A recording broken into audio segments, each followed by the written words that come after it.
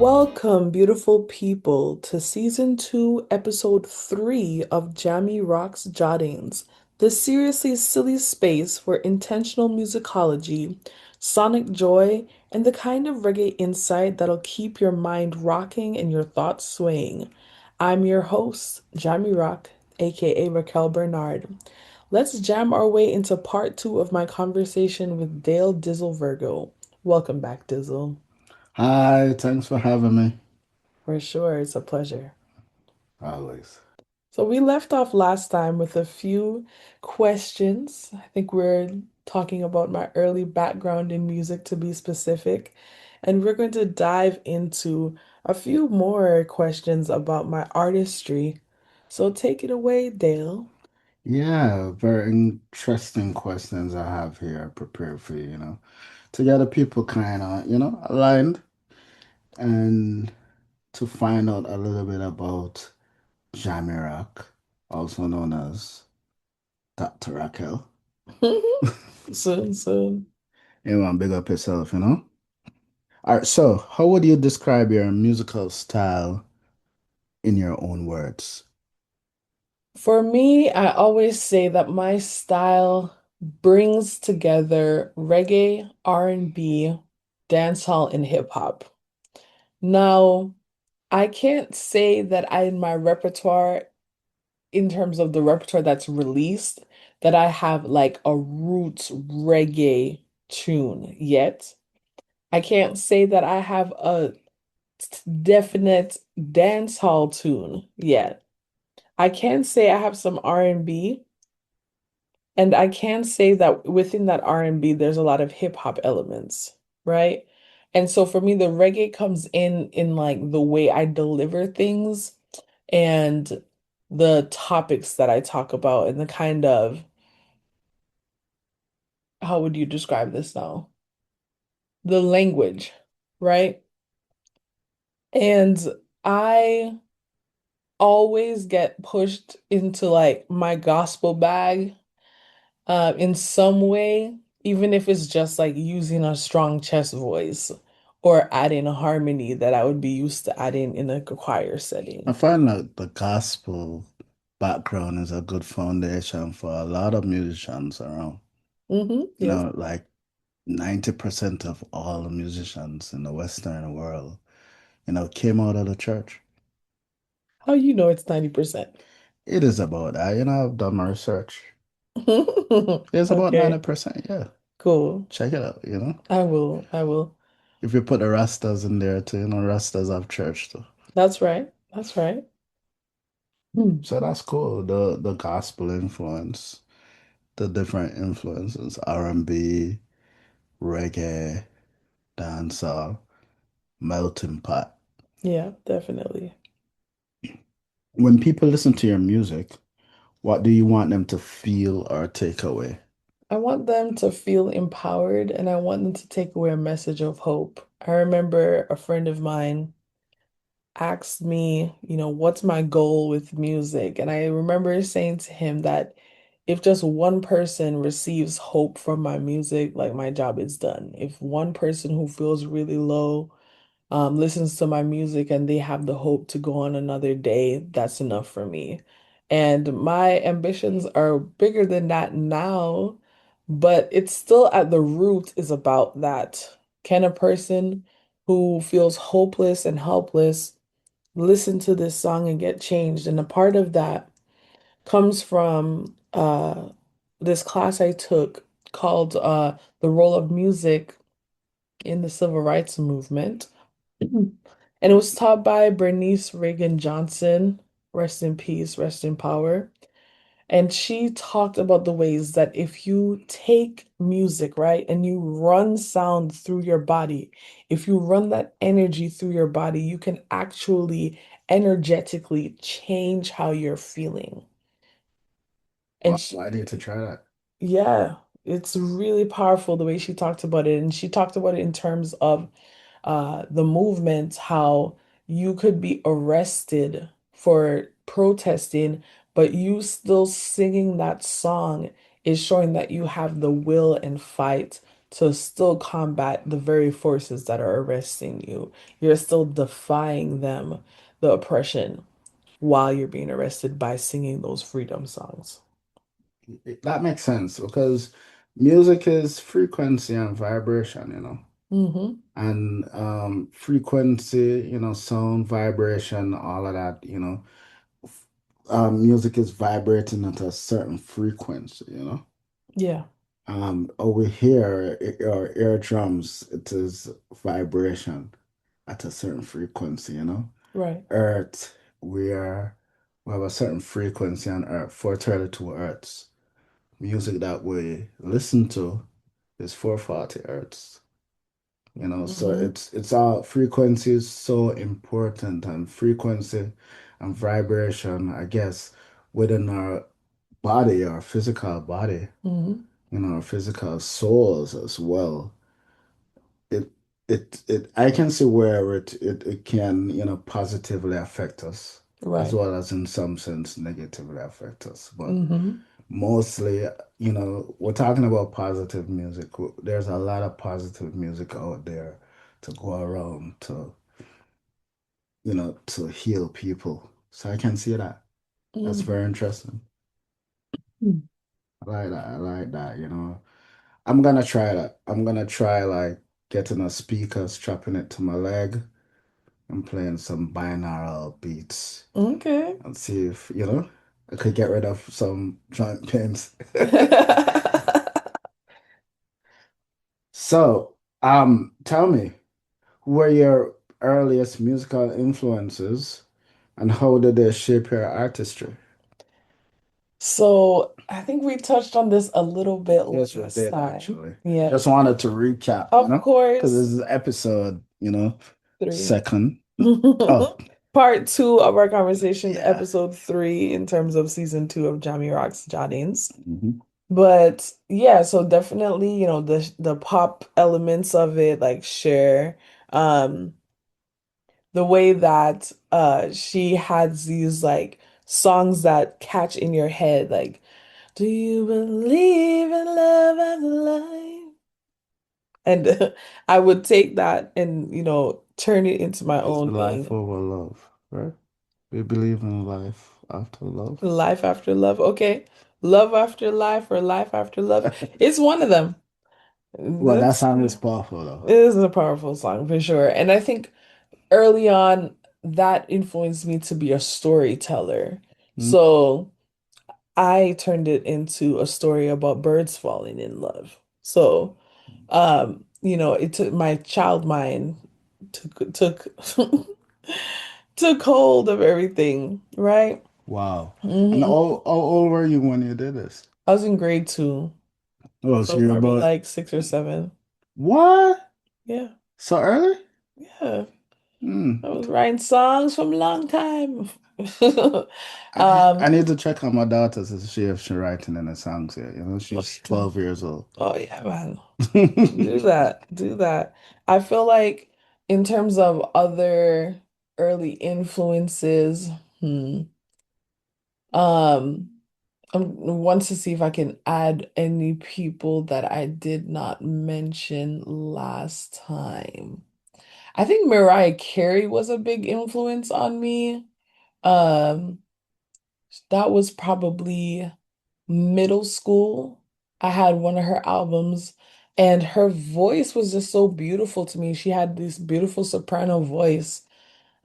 And again, she was another great storyteller, especially about love. And I remember I had like a kind of like a little middle school romance type of thing, and the song We Belong Together was playing when we had to break up and go long distance friendship. And I always like it felt like that impacted me a certain kind of way. And it's like I want to make music like that where because of it playing at a certain time, someone holds something in their heart for years. You know what I mean? It's that I want my music to have that kind of power.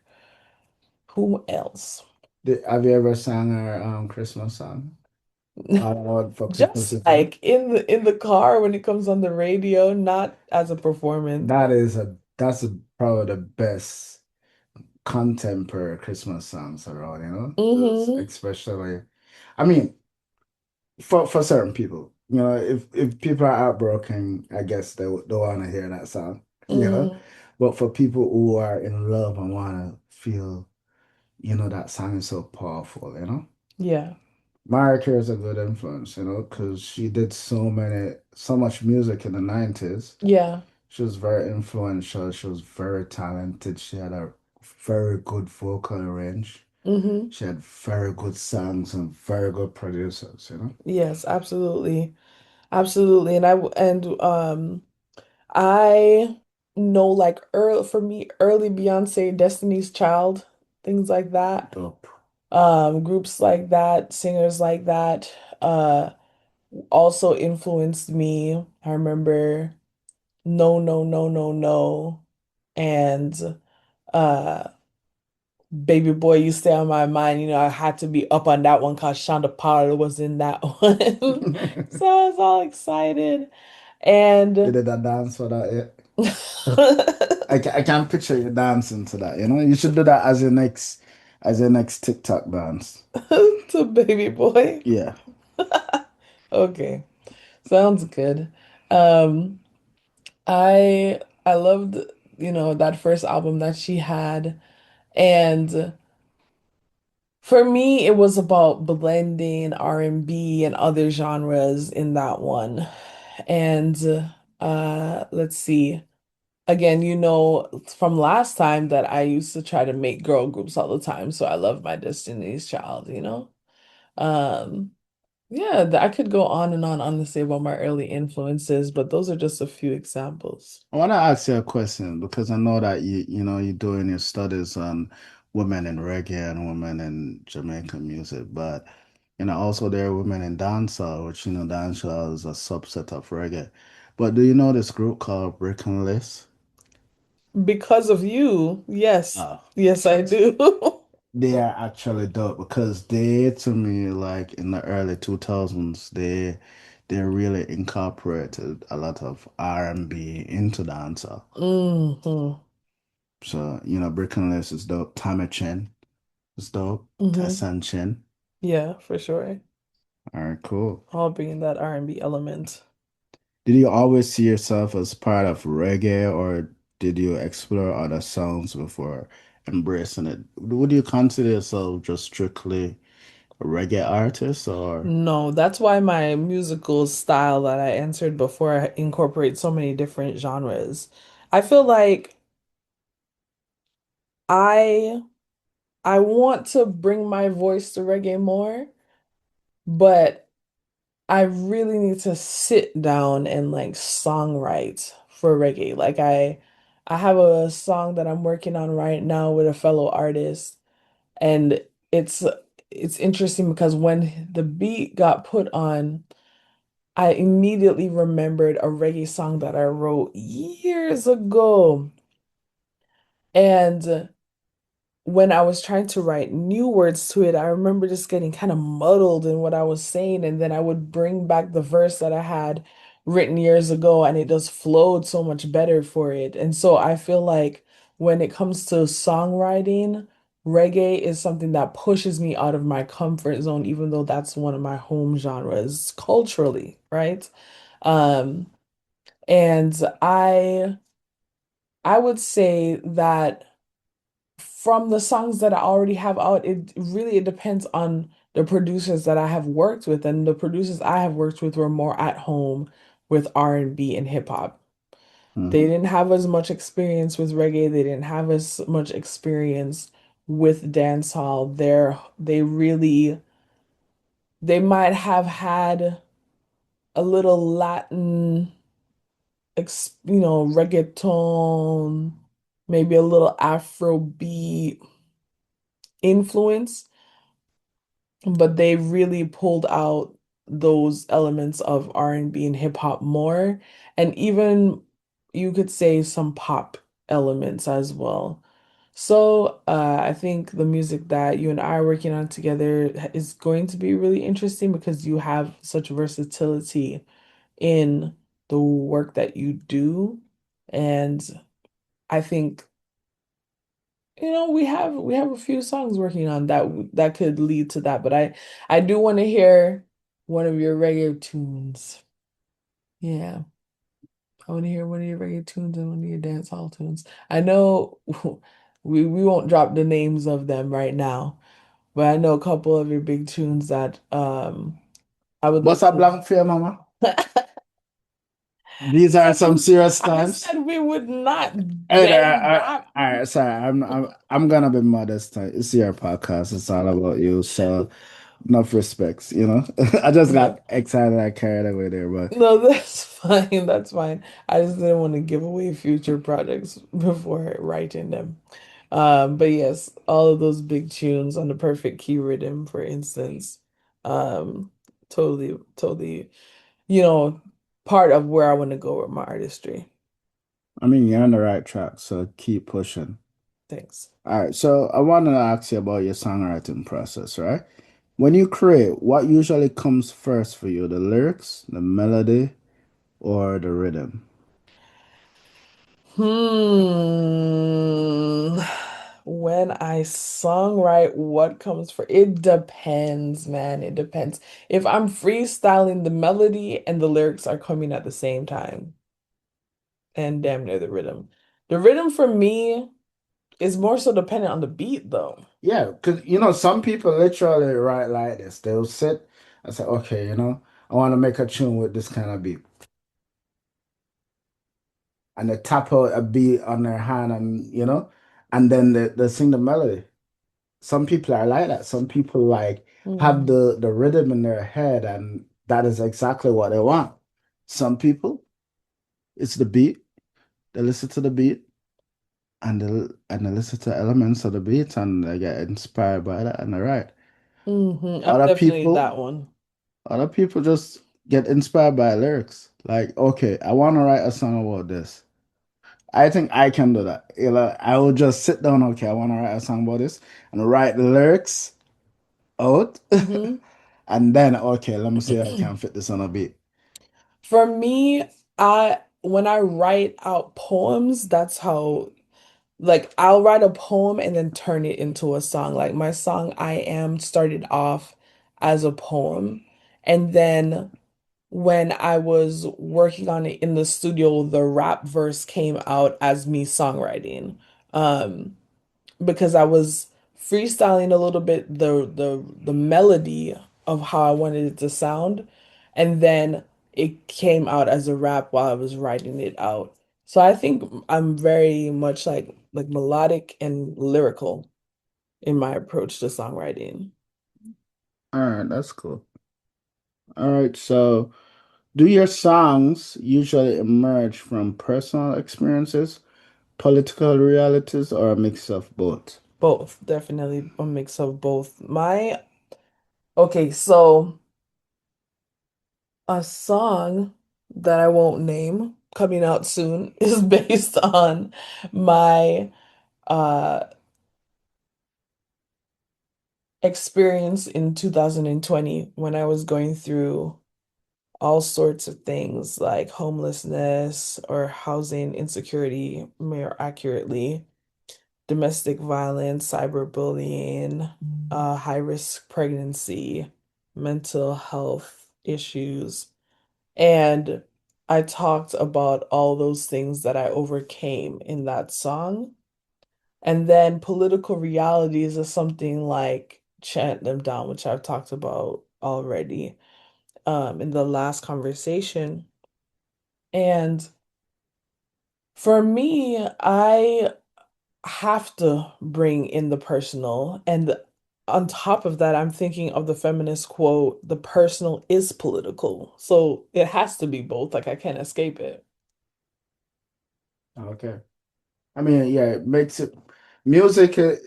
you feel the music better. Hmm. Also, when you're performing, you have a meaning, you have a message, you have something to speak to the people about. Music is a lot of messaging. It's also entertainment as well. But when you can feel it, what you're saying, Right. it's much more powerful. You have people who write songs, which and nothing is wrong with this.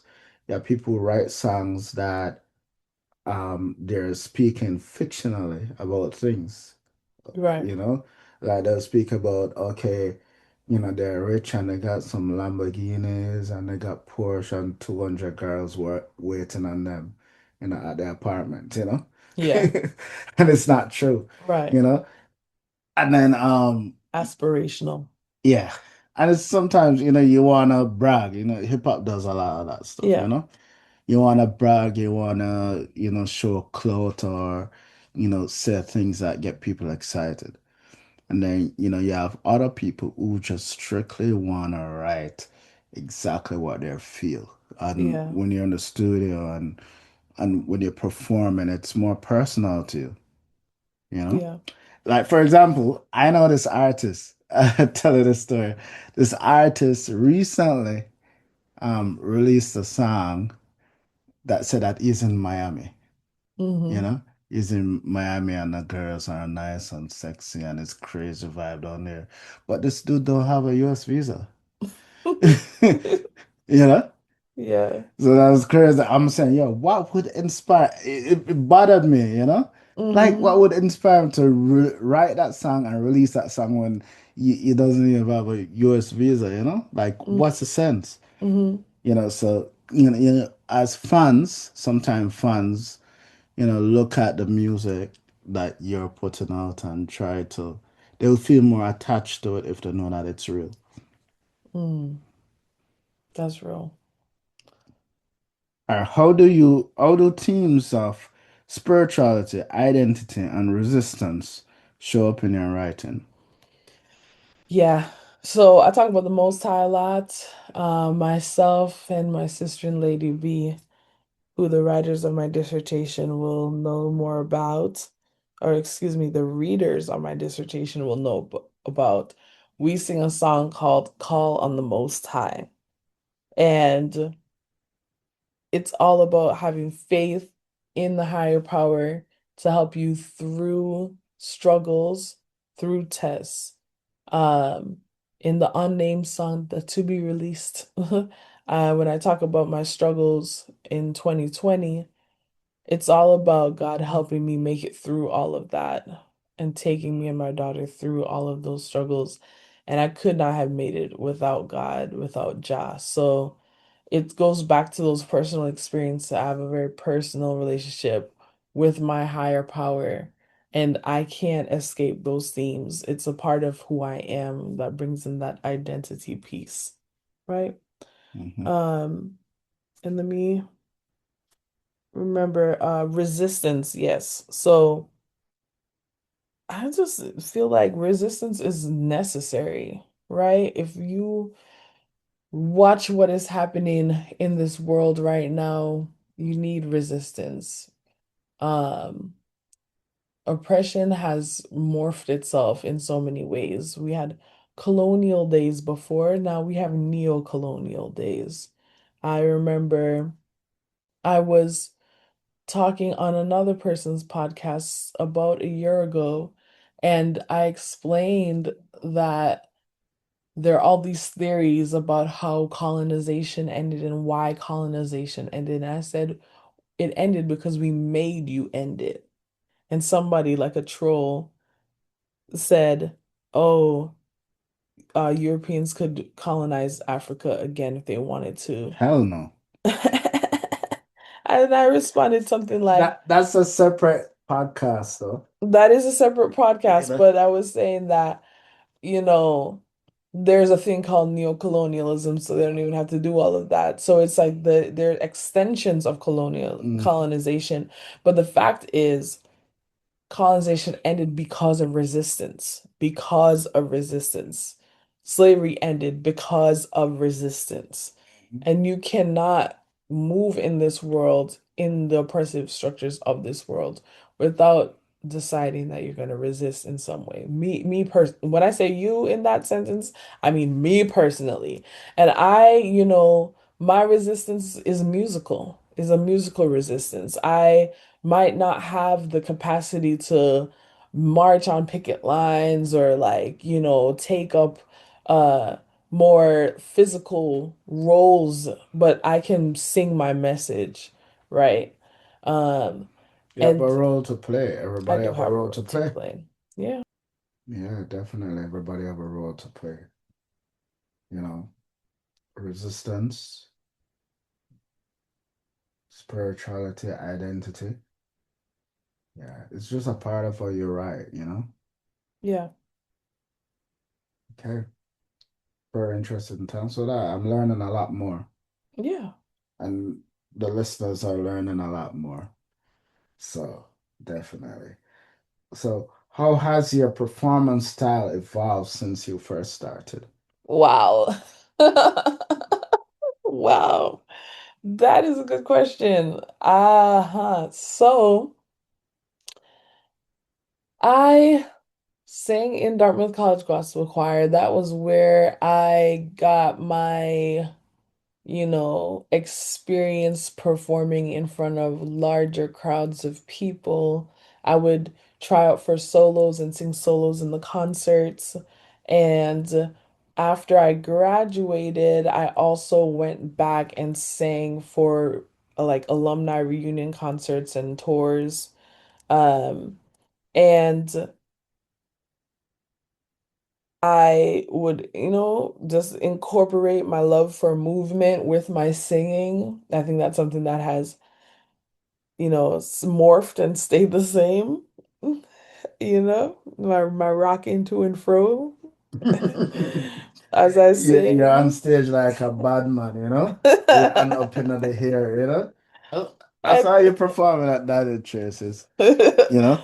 Yeah, the biggest thing that I think has evolved is my desire and ability to sing my own songs because for Dartmouth College Gospel Choir and for the pop ensemble that Walt Cunningham, our director, uh, led, that was like songs of other people, right? And I remember singing a portion of I Want to Dance with Somebody.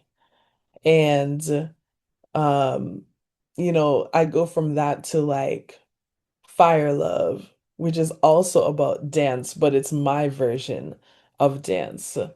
And I bring in elements of what I've gotten to know. So instead of singing something that resonated with Whitney Houston, this is something that resonates with me. Like, and the beginning of Fire Love is like hailing up different dance movements. I had another song that was out and it's still available on Apple Music called The Poet Cried.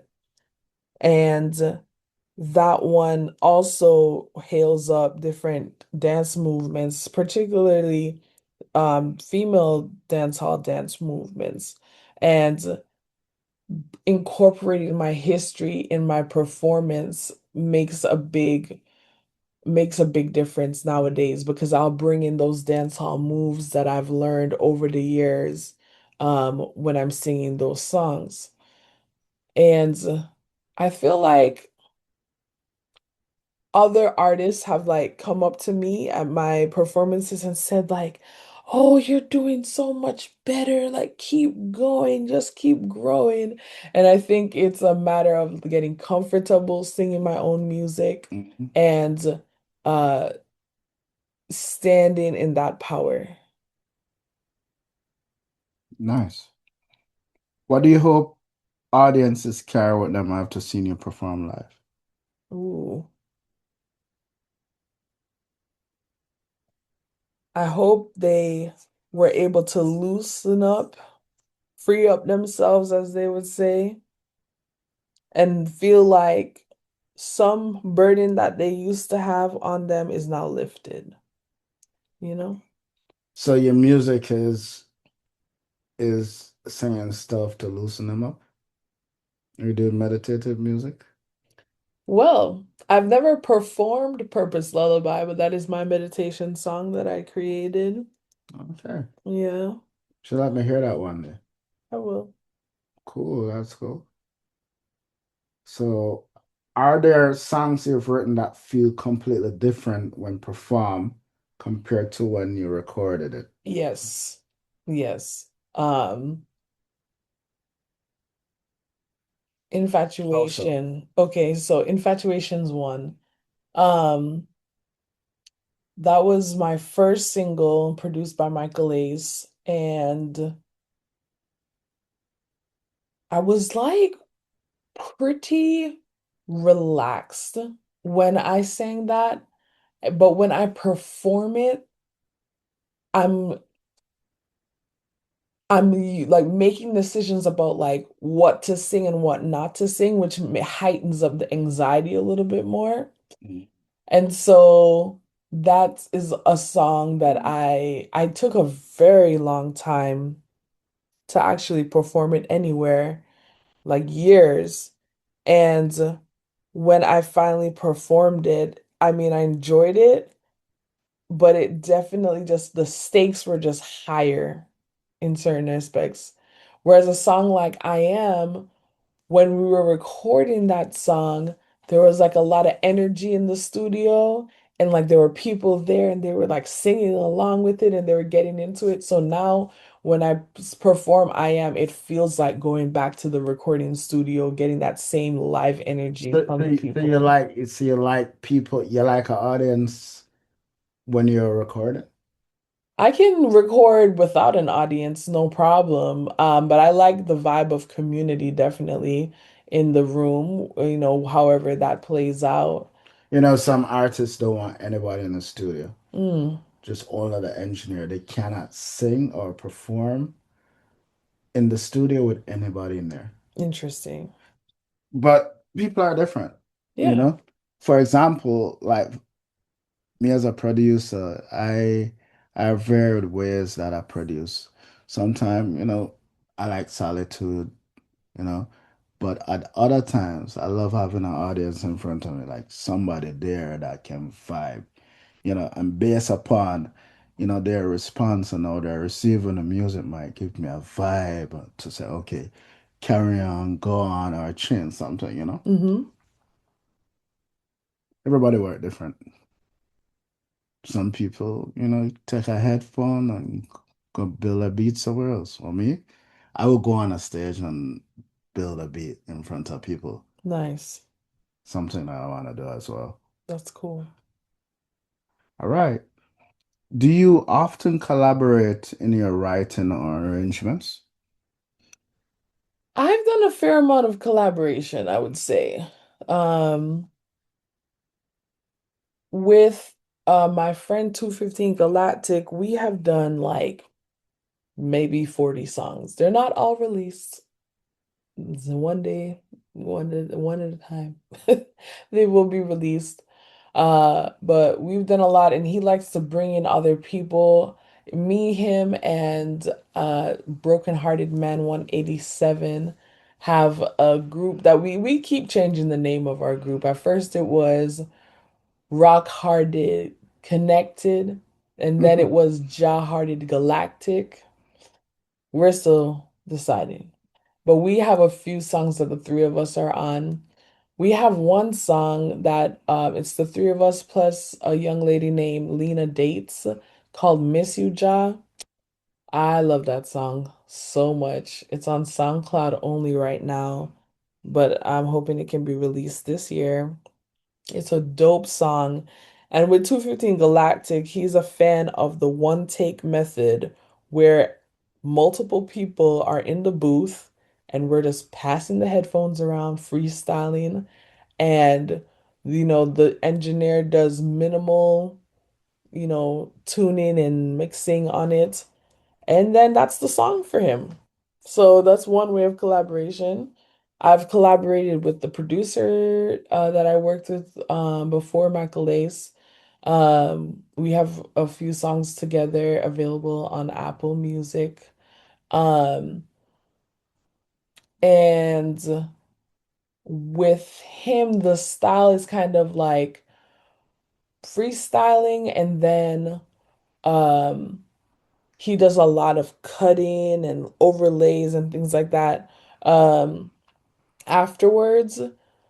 Um, and then there's collaborating with someone like you, Dizzle, that it's like it's a different approach altogether where first of all, to me, you're going to do much more than the engineers would with 215 and my work. You're going to do way more than what they're doing with it because you're a producer. I like to be Um, hands-on. Say it again. I like to be hands-on. Hands-on, exactly. And then you also give ideas for lyrics, and you also give ideas for melodies and harmonies. And so that's a cool level of collaboration for me. So I mean, I like to Give collaborate thanks. personally. Yeah, give thanks. Give thanks for that. But yeah, give thanks. I appreciate that for you noting that. Hmm. Yeah. How do you balance maintaining your authentic voice while working with other musicians?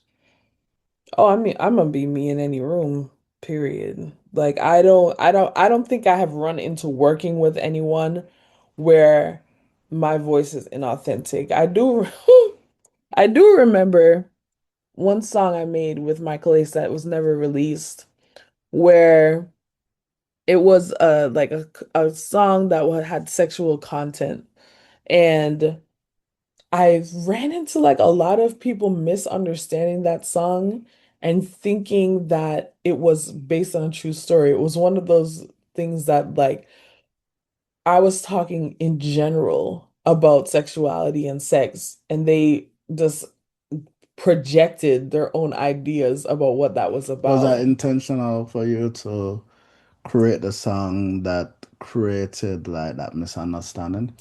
Because No, sometimes people do that, you know? no, it wasn't intentional because even like my parts of that song weren't even as sexual as his, and I went first Hmm. in singing it, and he added his afterwards. So I feel like the more explicit stuff is what he was saying, and people who listened to the song kind of like took it as like, oh, something must be going on with this producer and this singer. Hmm. Okay. In what ways do you see your music contributing to the wider reggae community and tradition? Hmm. I mean, I'm adding my voice, right?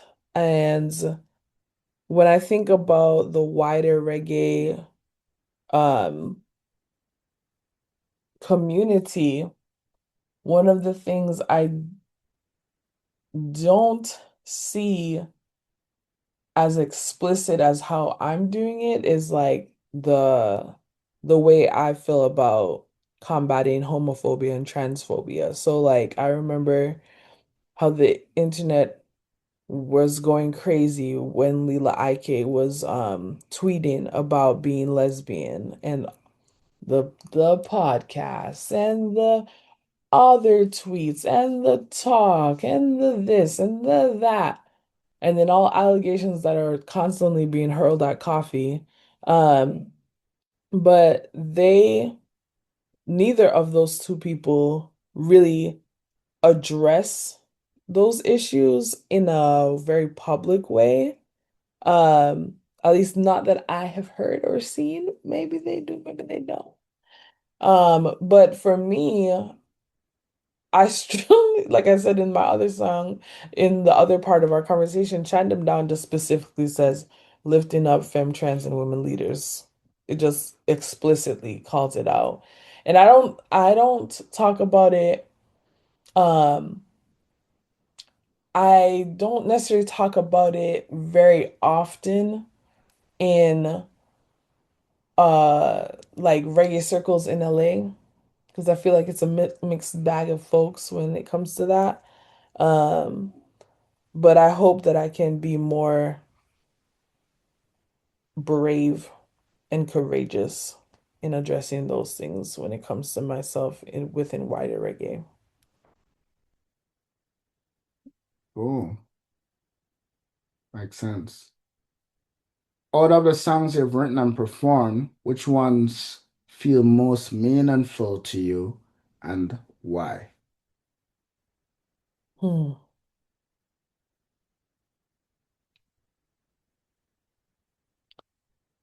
This is a song that I think I'm gonna redo. It's a song called They Try. Try to weigh me down, try to weigh me down. They wanna get revenge.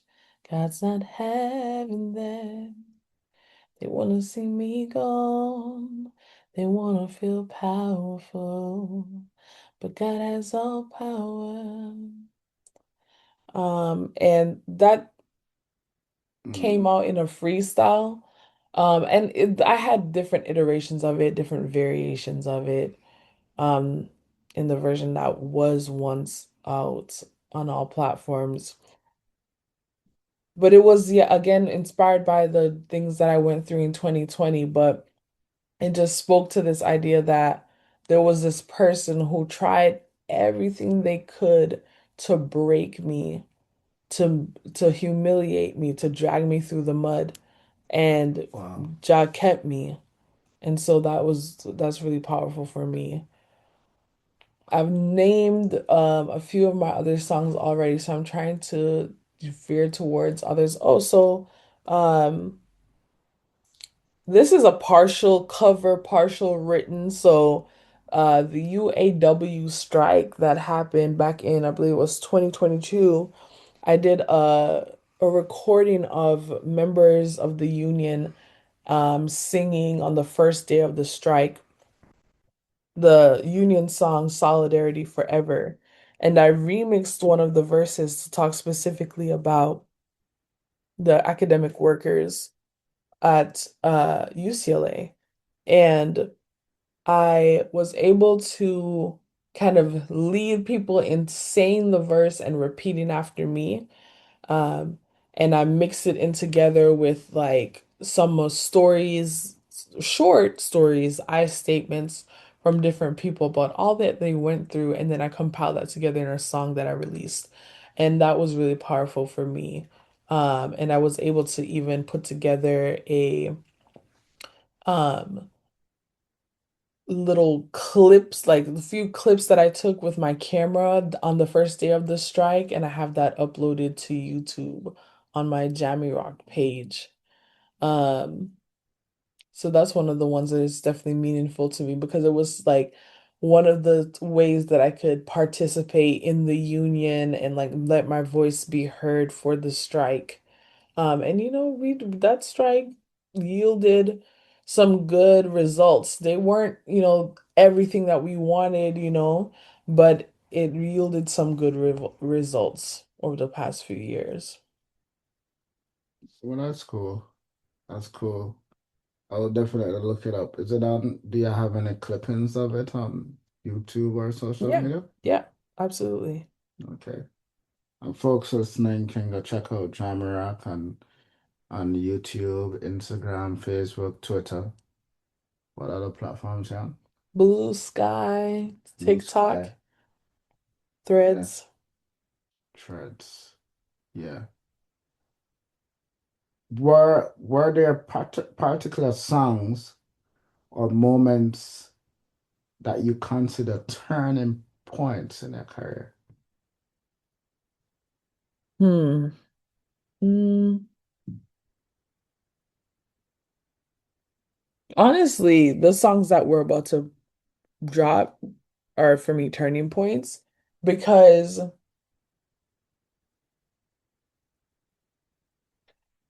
there's a level of alignment in the music that we're working on right now that I don't think I necessarily had with past producers.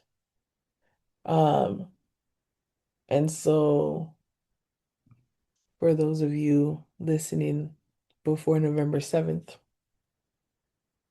check out Write Your Name, dropping November 7th.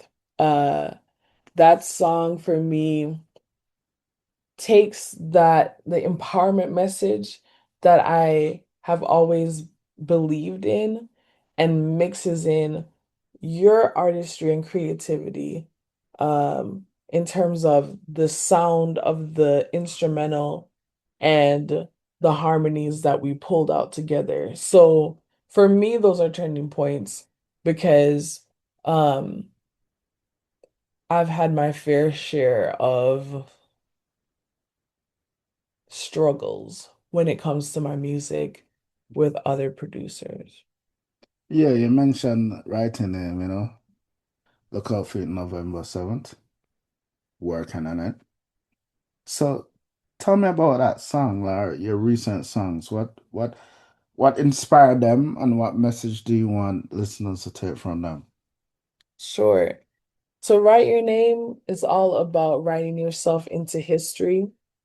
It's about knowing that oppressors might try to erase your name from history, but as long as you write your name across the sky, they cannot blot out the heavens. They can't do it. Another song that we've been working on is Last Time, which is also inspired by the relationship that um, came to an end in 2020. And last time, honestly, just like I'm so excited for people to hear last time. Um, Superbly excited. Release date TBA. But that song is definitely one of those breakup songs that is low-key an extension of some of the other breakup songs that I wrote in the past when I was working with James Kemp. How many breakup songs do you have? Rest in peace, James Kemp. How many breakup songs do I have?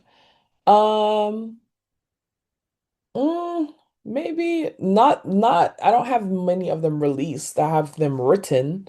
But probably like four or Four? five. Hmm. Wow, so let me get into that though. It seems so you have four breakup songs. So like generally, you know, see a life event happens, you find love or you lost love. Is there instinct to deal with that grief? Is there instinct to go into the studio and write? Yeah. That's what really pushed me into the studio in 2021 when I started working with James Kemp, aka JK. That's interesting. I mean, a lot Hmm. of people that happens, but just it just naturally happens, right? And do Hmm. you feel a sense of relief? Yes, absolutely. It's processing it. You're processing the heartbreak. I know why that is so. Just like if you want to remember something or learn something better, sometimes it's good to write it down yourself. Hmm. I guess if you want to process a heartbreak or process your feelings or what you're going through, I guess you're going to the studio and write a song and record it, right? That's right. For me as an instrumentalist and a producer, the same applies. Hmm. I feel emotions, I feel emotions and feelings, and I put that into how I interpret the music or the direction of where I go, the music, the chords that I play, Yeah. the feel, the sound, everything coincides together very cohesively. Hmm. So that's cool. Well, I guess this was very interesting. Hmm. And I look forward to your new songs. Me too. I'm excited about them as well, Hmm. and everybody will be excited about this. For sure. For sure. And thank you for sharing with us your career, Hmm. your career that you're building on, your processes, your flow. It's very interesting, sharing with other people the musical flow, and maybe it can inspire somebody to take up music because music is very powerful. Music gives you a voice, it gives you an outlet. You have a lot inside, and sometimes you don't know how to express it. You can write it or you can sing it. Hmm. Going into the studio is great. If you have the talent to do it, you should do it, and while doing it, anybody out there can learn from it, can benefit from your emotional outpouring. Right. So music is very, very, very powerful. Like that. A lot of songs out there, that we all love. This is how Mhm. they were conceived. Right. So thanks for um, sharing your process, your flow, your music, your style, and just like I look forward as well because even though I'm producing, sometimes I have to put myself into a mind frame of being a fan separate. I was just like, okay, I'm in the studio banging out the stuff, and then I click. So okay, fine, well, let me go listen to it. And I'm excited to listen to it on that standpoint. Not analyzing the music and everything, but Hmm. just enjoying it. Yeah, for And I, sure. and I believe a lot of people gonna enjoy the new stuff. I think so too. Thank you Thank for you. bringing me onto your podcast. Of course, I appreciate Link me you up if you giving me. need anything or I like this discussion. We're Yeah, going man. through, bless up. Bless up, bless up. Thank you all for listening. That was our season 2, episode 3 of Jahmi Roc's Jotting. See you next time in this seriously silly space. Bless up.